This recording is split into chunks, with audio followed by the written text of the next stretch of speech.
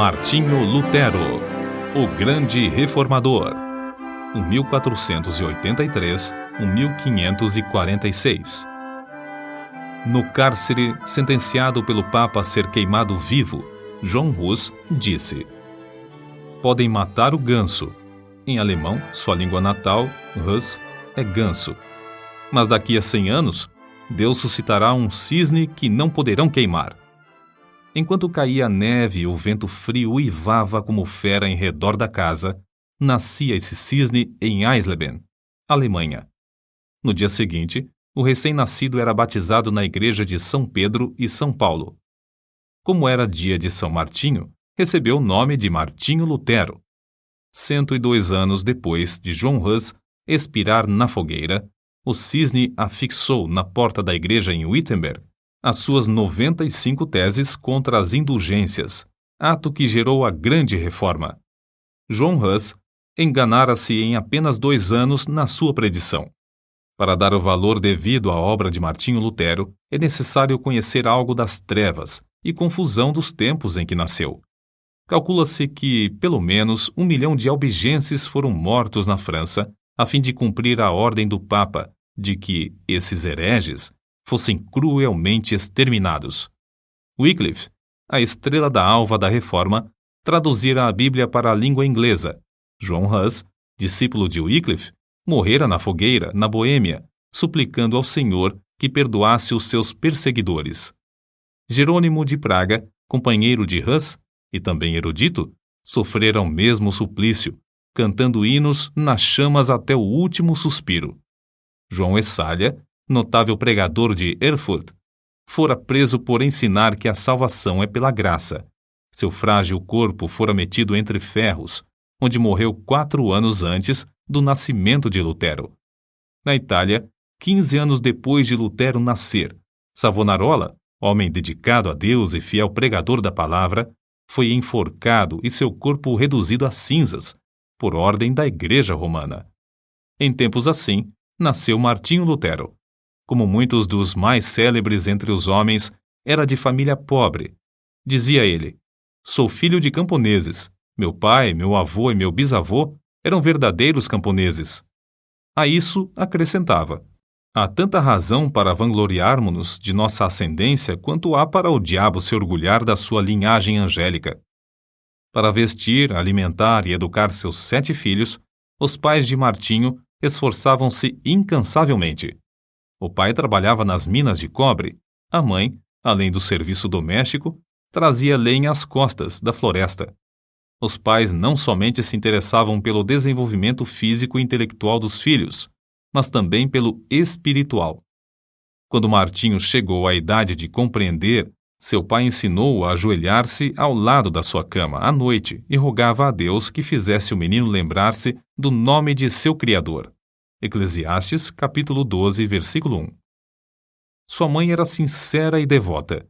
Ensinou seus filhos a considerar todos os monges como homens santos e a sentir todas as transgressões dos regulamentos da Igreja como transgressões das leis de Deus.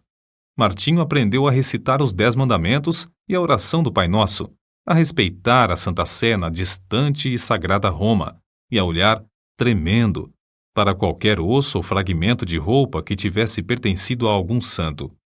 A base da sua religião formava-se mais em que Deus é um juiz vingativo do que um amigo de crianças. Mateus, capítulo 19, versículos 13 ao 15. Quando já adulto, Lutero escreveu: estremecia e tornava-me pálido ao ouvir alguém mencionar o nome de Cristo, porque fui ensinado a considerá-lo como um juiz encolerizado. Fomos ensinados que devíamos, nós mesmos, fazer propiciação por nossos pecados, que não podemos fazer compensação suficiente por nossa culpa, que é necessário recorrer aos santos dos céus e clamar a Maria para desviar de nós a ira de Cristo. O pai de Martinho, satisfeitíssimo pelos trabalhos escolares do filho, na vila onde morava, mandou-o, aos 13 anos, para a escola franciscana na cidade de Magdeburgo. O moço apresentava-se frequentemente no confessionário, onde o padre lhe impunha penitências e o obrigava a praticar boas obras para obter a absolvição. Esforçava-se incessantemente para adquirir o favor de Deus pela piedade, desejo esse que o levou mais tarde à vida em convento. Para conseguir a sua subsistência em Magdeburgo, Martinho era obrigado a esmolar pelas ruas, cantando canções de porta em porta. Seus pais, achando que em Eisenach passaria melhor, mandaram-no estudar nessa cidade, onde moravam parentes de sua mãe. Esses parentes, porém, não auxiliaram, e o moço continuou a mendigar o pão. Quando estava a ponto de abandonar os estudos e começar a trabalhar com as mãos, certa senhora de recursos, Dona Úrsula Cota, atraída por suas orações na igreja e comovida pela humilde maneira de receber quaisquer restos de comida nas portas das casas, acolheu-o entre a família. Pela primeira vez, Lutero experimentara fartura. Mais tarde, ele referiu-se a Eisenach como a cidade bem amada. Quando Lutero se tornou famoso, recebeu em sua casa, em Wittenberg, um dos filhos da família Cotta, que cursava naquela cidade. Domiciliado na casa da sua extremosa mãe adotiva, Dona Úrsula, Martinho desenvolveu-se rapidamente, recebendo uma sólida educação. Seu mestre, João Trebúnius, era homem culto e de métodos esmerados. Não maltratava os alunos como os demais mestres. Conta-se que, ao encontrar os moços da sua escola, cumprimentava-os tirando o chapéu, porque ninguém sabia quais seriam dentre eles os doutores, regentes, chanceleres e reis. O ambiente da escola e no lar era-lhe favorável para produzir um caráter forte e inquebrantável, tão necessário para enfrentar os mais temíveis inimigos de Deus. Martinho Lutero era mais sóbrio e devoto que os demais rapazes da sua idade. Acerca desse fato, Dona Úrsula, na hora da morte, disse que Deus tinha abençoado seu lar grandemente desde o dia em que Lutero entrara em sua casa. Logo depois, os pais de Martinho alcançaram certa abastança. O pai alugou um forno para fundição de cobre e depois passou a possuir mais 2. Foi eleito vereador na sua cidade e começou a fazer planos para educar seus filhos. Mas Martinho nunca se envergonhou dos dias da sua provação e miséria. Antes, reconhecia que fora a mão de Deus dirigindo-o e qualificando-o para a sua grande obra. Como poderia alguém, depois de homem feito, encarar fiel e destacadamente as vicissitudes da vida, se não aprendesse por experiência enquanto jovem? Aos 18 anos, Martinho ansiava estudar numa universidade. Seu pai, reconhecendo a idoneidade do filho, enviou-o a Erfurt, o centro intelectual do país, onde cursavam mais de 1.000 estudantes. O moço estudou com tanto afinco que, no fim do 3º semestre, obteve o grau de bacharel em filosofia. Com a idade de 21 anos, alcançou o 2º grau acadêmico e o de doutor em filosofia. Os estudantes, professores e autoridades prestaram-lhe significativa homenagem. Havia, dentro dos muros de Erfurt, 100 prédios que pertenciam à igreja, inclusive 8 conventos. Havia também uma importante biblioteca que pertencia à universidade, e ali Lutero passava todo o tempo de que podia dispor. Sempre suplicava fervorosamente a Deus que o abençoasse nos estudos. Dizia ele: orar bem é a melhor parte dos estudos. Acerca dele, escreveu certo colega: cada manhã ele precede seus estudos com uma visita à igreja e uma prece a Deus. Seu pai, desejoso de que seu filho se formasse em direito e se tornasse célebre, comprou-lhe a caríssima obra Corpus Juris.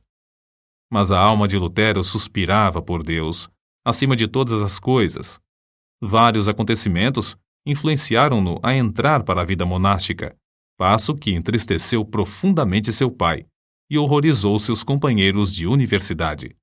Primeiro, achou na biblioteca o maravilhoso livro dos livros, a Bíblia completa, em latim. Até aquela ocasião, supunha que as pequenas porções escolhidas pela igreja para serem lidas aos domingos constituíssem o todo da palavra de Deus. Depois de uma longa leitura, exclamou: "Oh, se a providência me desse um livro como este, só para mim!" Continuando a ler as Escrituras, seu coração começou a perceber a luz e a sua alma a sentir ainda mais sede de Deus. A essa altura, quando se bacharelou, os estudos custaram-lhe uma doença que o levou às portas da morte. Assim, a fome pela palavra de Deus ficou ainda mais enraizada no coração de Lutero. Algum tempo depois da sua enfermidade, em viagem para visitar a família, sofreu um golpe de espada e 2 vezes quase morreu antes que um cirurgião pudesse tratar-lhe a ferida. Para Lutero, a salvação da sua alma ultrapassava qualquer outro anelo. Certo dia, um de seus íntimos amigos da universidade foi assassinado. Ah! Exclamou Lutero, horrorizado. O que seria de mim se eu tivesse sido chamado desta para outra vida tão inopinadamente? Mas, de todos esses acontecimentos, o que mais o abalou em espírito foi o que experimentou durante uma terrível tempestade quando voltava de visitar seus pais. Não havia abrigo próximo. Os céus estavam em brasa. Os raios rasgavam as nuvens a cada instante. De repente, um raio caiu ao seu lado. Lutero, tomado de grande susto e sentindo-se perto do inferno, prostrou-se gritando: Santana, salva-me, e tornar-me-ei monge. Lutero chamava esse incidente a minha estrada, caminho de Damasco, e não tardou em cumprir a sua promessa feita a Santana. Convidou então os seus colegas para cearem com ele. Depois da refeição, enquanto eles se divertiam com palestras e música, repentinamente anunciou-lhes que dali em diante poderiam considerá-lo como morto, pois ia entrar para o convento. Debalde os seus companheiros procuraram dissuadi-lo do seu plano. Na escuridão daquela mesma noite, o moço, antes de completar 22 anos, dirigiu-se ao convento dos agostinianos e bateu. A porta abriu-se e Lutero entrou. O professor admirado e festejado, a glória da universidade, aquele que passara os dias e as noites curvado sobre os livros, tornara-se irmão agostiniano. O mosteiro dos agostinianos era o melhor dos claustros de Erfurt. Seus monges eram os pregadores da cidade, estimados por suas obras entre os pobres e oprimidos. Nunca houve naquele convento um monge mais submisso, mais devoto, mais piedoso do que Martinho Lutero. Submetia-se aos serviços mais humildes, como de porteiro, coveiro, varredor da igreja e das celas dos monges. Não recusava mendigar o pão cotidiano para o convento nas ruas de Erfurt. Durante o ano de noviciado, antes de Lutero ser feito monge, seus amigos fizeram tudo para dissuadi-lo de confirmar esse passo. Os companheiros, os quais convidara para a ceia e anunciara a intenção de ser monge, ficaram no portão do convento 2 dias, esperando que ele voltasse. Seu pai, vendo que seus rogos eram inúteis e que todos os seus anelantes planos acerca do filho iam fracassar, quase enlouqueceu. Assim se justificou Lutero. Fiz a promessa a Santana para salvar a minha alma. Entrei para o convento e aceitei esse estado espiritual somente para servir a Deus e ser-lhe agradável durante a eternidade. Quão grande, porém, era a sua ilusão, depois de procurar crucificar a carne pelos jejuns prolongados, pelas privações mais severas e com vigílias sem conta, achou que, embora encarcerado na sua cela, tinha ainda de lutar contra os maus pensamentos. Sua alma clamava: dá-me santidade ou morro por toda a eternidade. Leva-me ao rio de água pura, e não a estes mananciais de águas poluídas. Traze-me as águas da vida, que saem do trono de Deus. Certo dia, Lutero achou na biblioteca do convento uma velha Bíblia, latina, presa à mesa por uma cadeia. Achara, enfim, um tesouro infinitamente maior que todos os tesouros literários do convento. Ficou tão embevecido que, durante semanas inteiras, deixou de repetir as orações diurnas da ordem. Então, despertado pelas vozes da sua consciência, arrependeu-se de seu desleixo. Era tanto o remorso que não podia dormir. Apressou-se a reparar o seu erro. Fê-lo com tanto anseio que não se lembrava de alimentar-se. Então, enfraquecidíssimo por tantos jejuns e vigílias, sentiu-se oprimido pelas apreensões até perder os sentidos e cair por terra. Aí os outros monges o acharam, admirados novamente de sua excepcional piedade. Lutero somente voltou a si depois de um grupo de coristas o haver rodeado, cantando. A suave harmonia penetrou-lhe o coração e despertou o seu espírito. Ainda assim, lhe faltava a paz perpétua para a alma. Ainda não havia ouvido cantar o coro celestial. Glória a Deus nas alturas, paz na terra, boa vontade para com os homens. Nessa altura, o vigário-geral da ordem agostiniana, Staupitz, visitou o convento. Era homem de grande discernimento e devoção enraizada. Compreendendo logo o problema do jovem monge, ofereceu-lhe uma Bíblia na qual Lutero leu que o justo viverá da fé. Por quanto tempo tinha ele anelado! Oh, se Deus me desse um livro destes só para mim! Agora ele o possuía. Na Bíblia achou grande consolação, mas a leitura não podia completar-se em um dia. Ficou mais determinado do que nunca a alcançar paz para a sua alma, na vida monástica, jejuando e passando noites a fio sem dormir. Gravemente enfermo, exclamou: os meus pecados, os meus pecados! Apesar de sua vida ter sido livre de manchas, como ele afirmava e outros testificavam, sentia sua culpa perante Deus, até que um velho monge lembrou-lhe uma palavra do credo: creio na remissão dos pecados.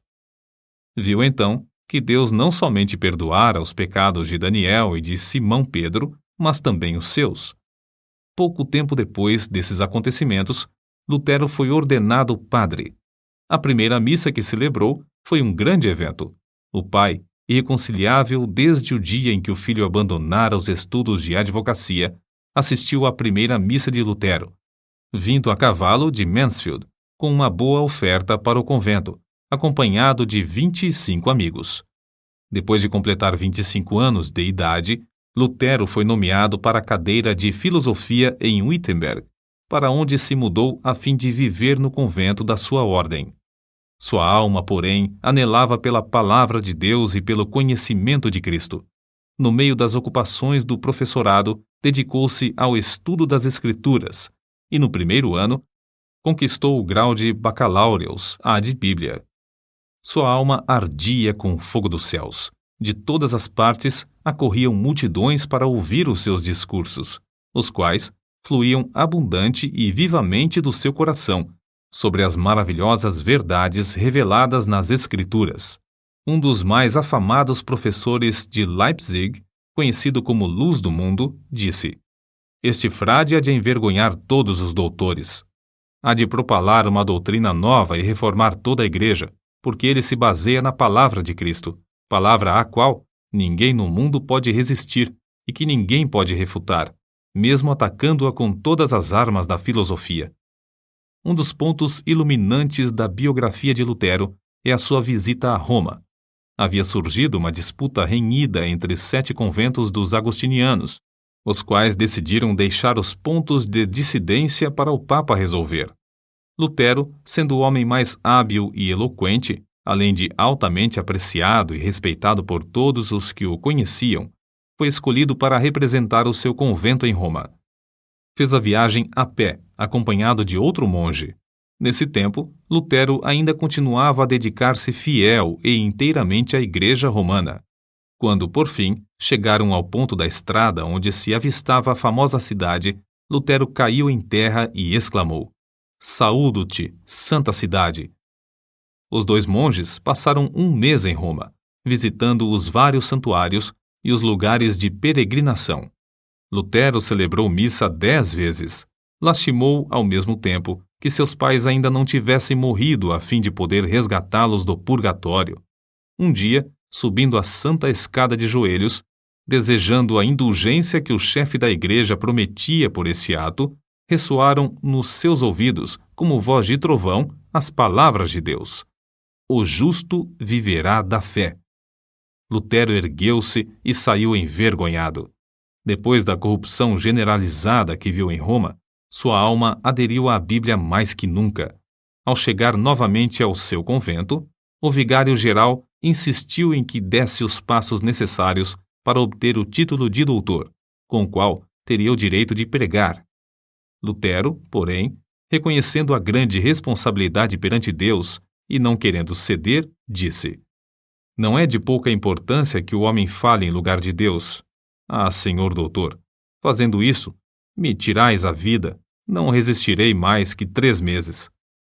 O vigário-geral respondeu-lhe: seja assim, em nome de Deus, pois o Senhor Deus também necessita nos céus de homens dedicados e hábeis. O coração de Lutero, elevado à dignidade de doutor em teologia, abrasava-se ainda mais do desejo de conhecer as Sagradas Escrituras e foi nomeado pregador da cidade de Wittenberg.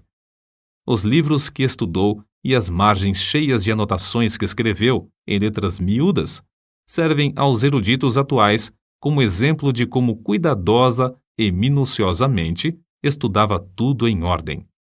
Acerca da grande transformação da sua vida nesse tempo, ele mesmo escreve: desejando ardentemente compreender as palavras de Paulo, comecei o estudo da Epístola aos Romanos.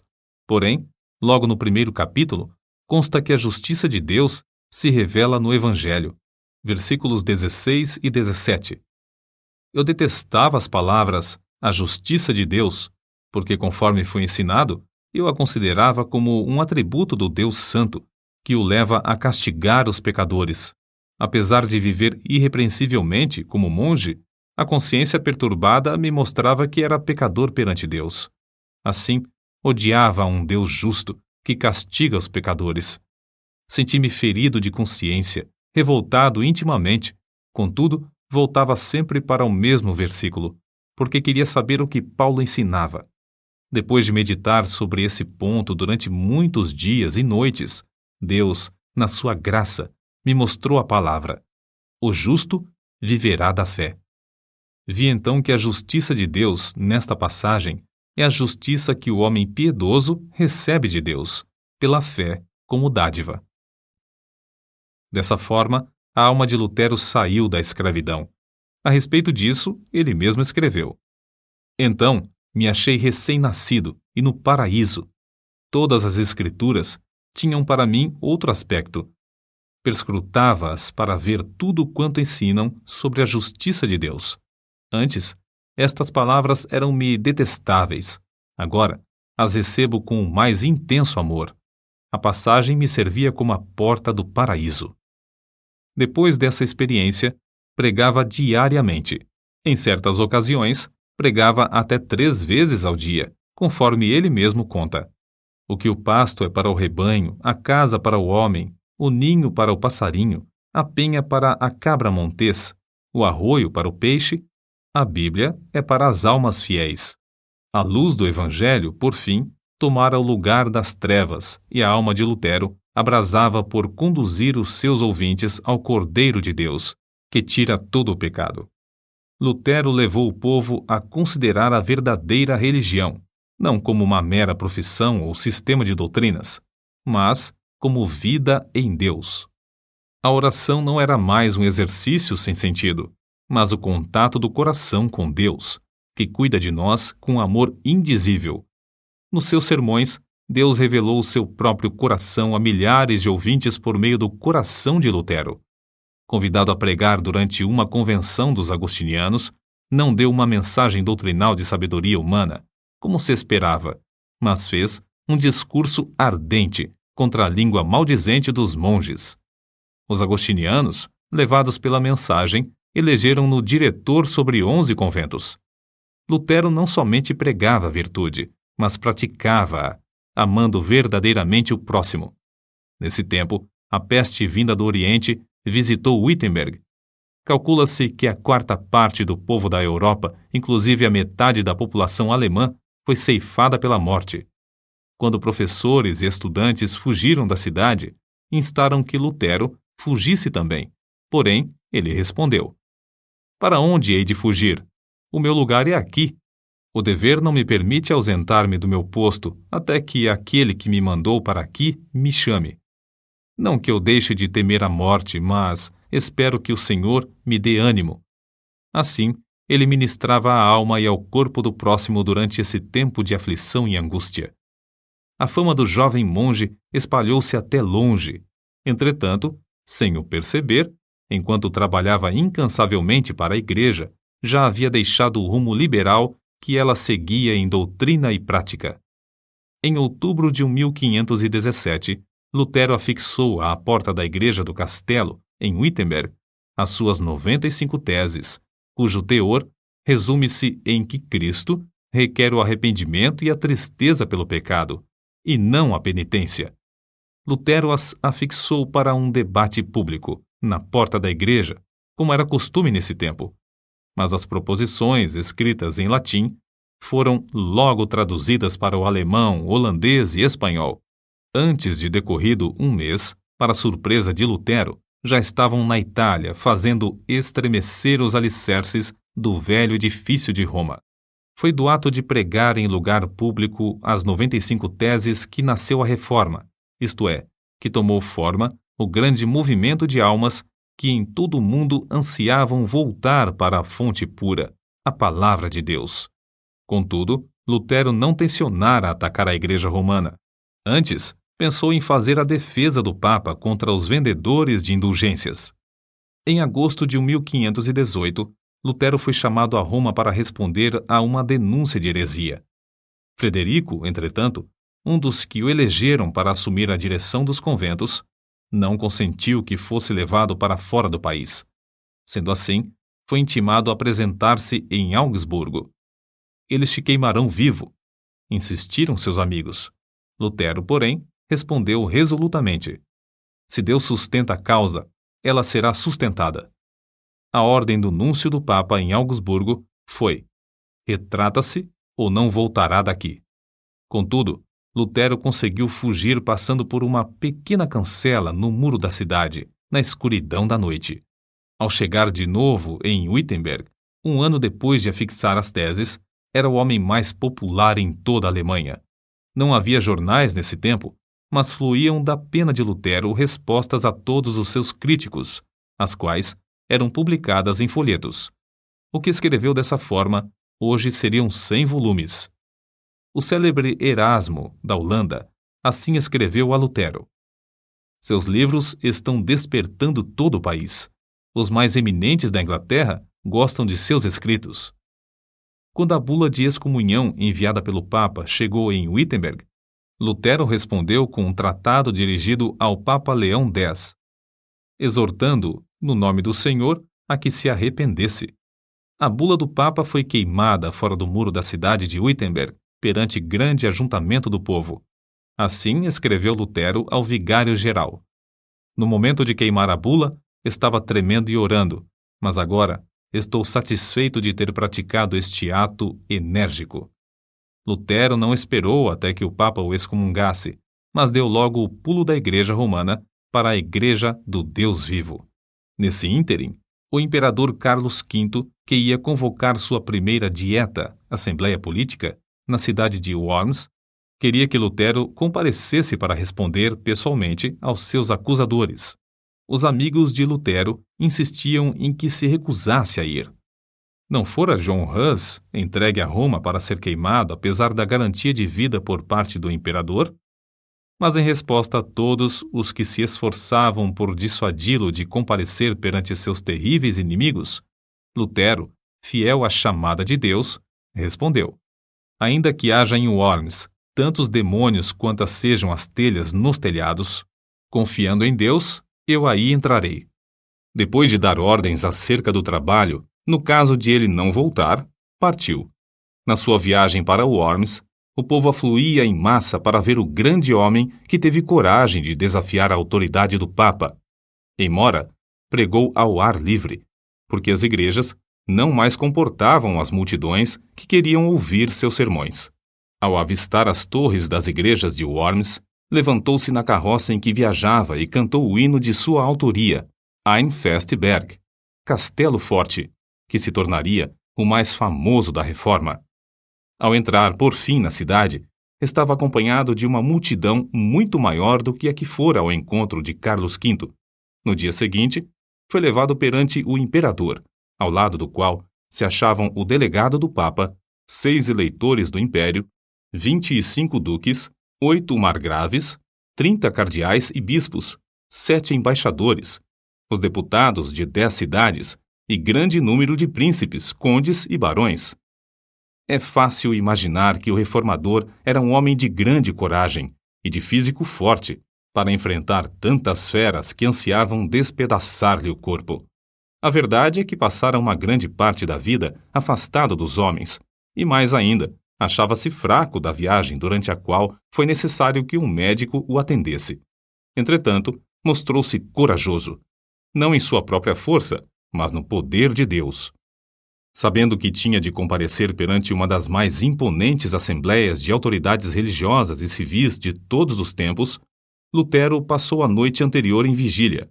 Prostrado com o rosto em terra, lutou com Deus, chorando e suplicando.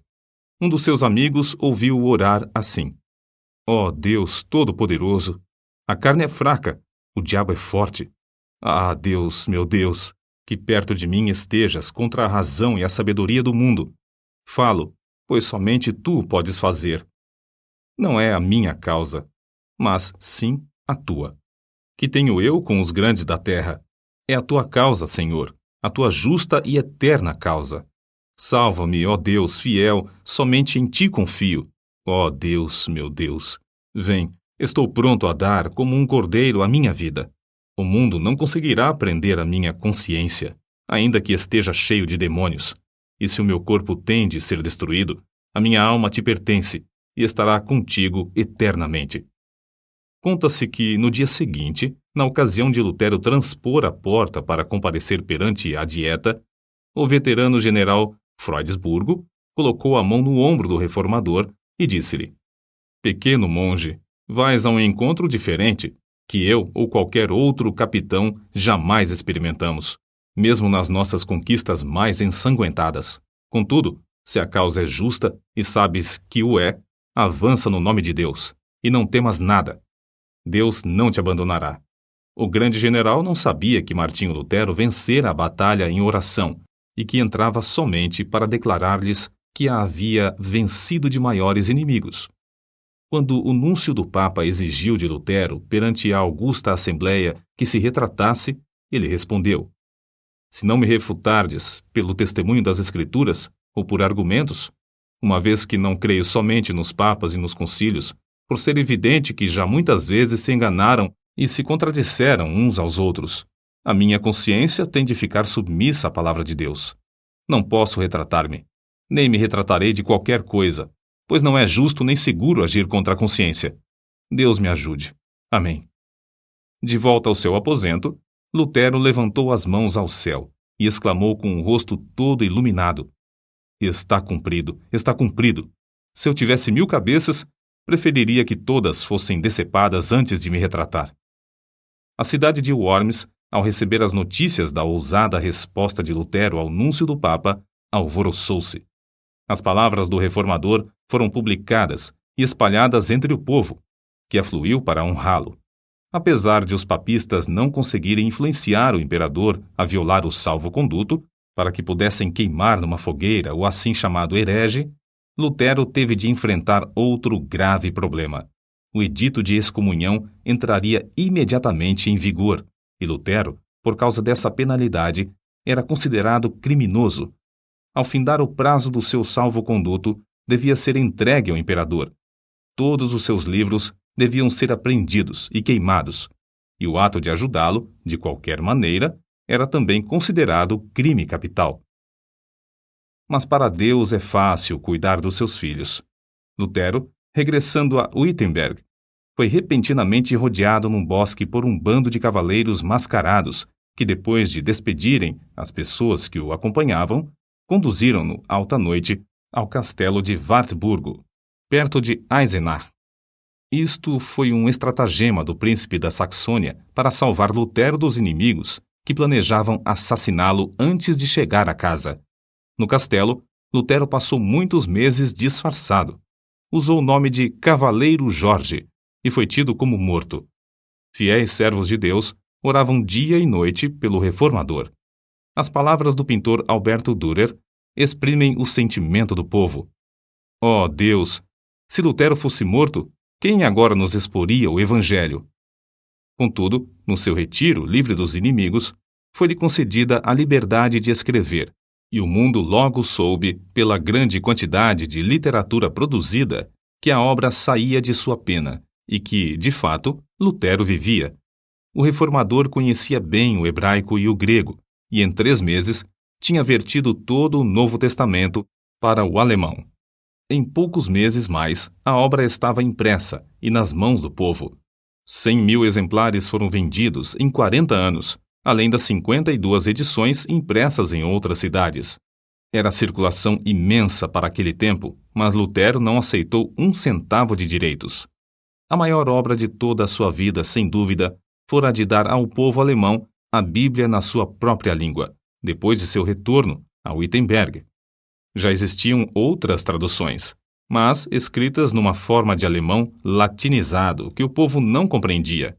A língua alemã, desse tempo, era um agregado de dialetos, mas Lutero, ao traduzir a Bíblia, deu ao povo a língua que serviu depois a homens como Goethe e Schiller, na elaboração de suas próprias obras. O êxito de Lutero em traduzir as Sagradas Escrituras para o uso das mais humildes verifica-se no fato de que, depois de 4 séculos, sua tradução permanece como a principal. Outra coisa que contribuiu para o êxito da tradução de Lutero é que ele era erudito em hebraico e grego e traduziu direto das línguas originais. Contudo, o valor da sua obra não se baseia tão somente em seus indiscutíveis dotes literários. O que lhe conferiu realidade foi que o reformador conhecia a Bíblia, como ninguém podia conhecê-la, sem primeiro sentir a angústia eterna e achar nas Escrituras a verdadeira e profunda consolação. Lutero conhecia intimamente e amava com sinceridade o autor do livro. O resultado foi que o seu coração abrasou-se com o fogo e poder do Espírito Santo. Foi esse o segredo de ele traduzir tudo para o alemão em tão pouco tempo. Como todos sabem, a fortaleza de Lutero e da Reforma foi a Bíblia. Escreveu de Wartburgo para o seu povo em Wittenberg. Jamais em todo o mundo se escreveu um livro mais fácil de compreender do que a Bíblia. Comparada aos outros livros, é como o sol em contraste com todas as demais luzes. Não vos deixeis levar a abandoná-la sob qualquer pretexto da parte deles. Se vos afastardes dela por um momento, tudo estará perdido. Podem levar-vos para onde quer que desejem. Se permanecerdes com as Escrituras, sereis vitoriosos. Depois de abandonar o hábito de monge, Lutero resolveu deixar por completo a vida monástica, casando-se com Catarina von Bora, freira que também saíra do claustro por ver que tal vida é contra a vontade de Deus. O vulto de Lutero sentado ao lume, com a esposa e 6 filhos que amava ternamente, inspira os homens mais que o grande herói ao apresentar-se perante o legado em Augsburgo. Nos cultos domésticos, a família rodeava um harmônio, com o qual louvavam a Deus juntos. O reformador lia o livro que traduzira para o povo, e depois louvavam a Deus e oravam, até sentirem a presença divina entre eles. Havia entre Lutero e sua esposa profundo amor, de um para com o outro.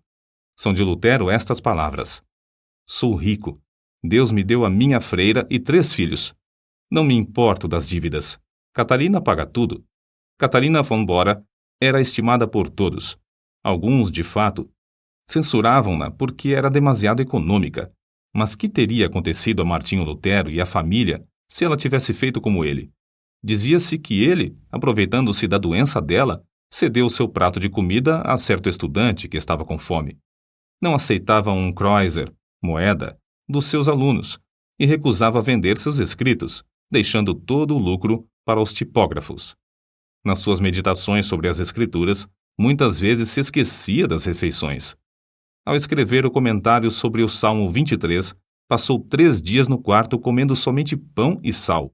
Quando a esposa chamou um serralheiro e quebraram a fechadura, acharam-no escrevendo, mergulhado em pensamentos e esquecido de tudo em redor. É difícil concebermos a magnitude das coisas que devemos atualmente a Martinho Lutero. O grande passo que deu para que o povo ficasse livre para servir a Deus, como ele mesmo ensina, está além da nossa compreensão. Era grande músico e escreveu alguns dos hinos mais espirituais cantados atualmente. Compilou o primeiro inário e inaugurou o costume de todos os participantes dos cultos cantarem juntos. insistiu em que não somente os do sexo masculino, mas também os do feminino, fossem instruídos, tornando-se, assim, o pai das escolas públicas. Antes dele, o sermão dos cultos era de pouca importância, mas Lutero fez o sermão a parte principal do culto. Ele mesmo serviu de exemplo para acentuar esse costume. Era pregador de grande porte. Considerava-se como sendo nada, mas a mensagem saía-lhe do íntimo do coração, e o povo sentia a presença de Deus. Em Zwickau, pregou a um auditório de 25.000 pessoas na praça pública. Calcula-se que tenha escrito 180 volumes na língua materna e quase um número igual em latim. Apesar de sofrer de várias doenças, sempre se esforçava dizendo: se eu morrer na cama, será uma vergonha para o Papa. Os homens geralmente querem atribuir o grande êxito de Lutero à sua extraordinária inteligência e aos seus destacados dons. O fato é que Lutero também tinha o costume de orar horas a fio. Dizia que se não passasse 2 horas de manhã orando, receava que Satanás ganhasse a vitória sobre ele durante o dia. Certo biógrafo seu escreveu: o tempo que ele passa em oração produz o tempo para tudo o que faz. O tempo que passa com a palavra vivificante enche-lhe o coração até transbordar em sermões, correspondência e ensinamentos. Sua esposa contou que as orações de Lutero eram, às vezes, como os pedidos insistentes do seu filhinho Hanschen, confiando na bondade de seu pai. Outras vezes, eram como a luta de um gigante na angústia do combate. Sawyer, autor da História da Igreja Cristã, volume 3, página 406, atesta: Martinho Lutero profetizava, evangelizava, falava línguas e interpretava, revestido de todos os dons do Espírito. Com 62 anos de vida, pregou seu último sermão sobre a seguinte passagem: ocultaste estas coisas aos sábios instruídos e as revelaste aos pequeninos. No mesmo dia, escreveu para a sua querida Catarina: lança o teu cuidado sobre o Senhor, e ele te susterá. Amém. Essas palavras constam da última carta que escreveu. Vivia sempre esperando que o Papa conseguisse executar a repetida ameaça de queimá-lo vivo. Contudo, não era essa a vontade de Deus. Cristo o chamou enquanto sofria de um ataque do coração em Eisleben, cidade onde nascera. São estas as últimas palavras de Lutero: vou render o espírito. Então, louvou a Deus em alta voz: ó meu Pai Celeste, meu Deus, meu Pai de nosso Senhor Jesus Cristo, em quem creio e a quem preguei e confessei, amei e louvei. Ó meu querido Senhor Jesus Cristo, encomendo-te a minha pobre alma. Ó meu Pai Celeste, em breve tenho de deixar este corpo, mas sei que ficarei eternamente contigo e que ninguém me pode arrebatar das tuas mãos. Então, depois de recitar João, capítulo 3, versículo 16, 3 vezes, repetiu as palavras: Pai, em tuas mãos entrego meu espírito, pois tu me resgataste, Deus fiel. Assim, fechou os olhos e adormeceu. Um imenso cortejo de crentes que o amavam ardentemente, com 50 cavaleiros à frente, saiu de Eisleben para Wittenberg. Passando pela porta da cidade onde o reformador queimara a bula de excomunhão, entrou pelas portas da igreja onde, há 29 anos, afixara suas 95 teses.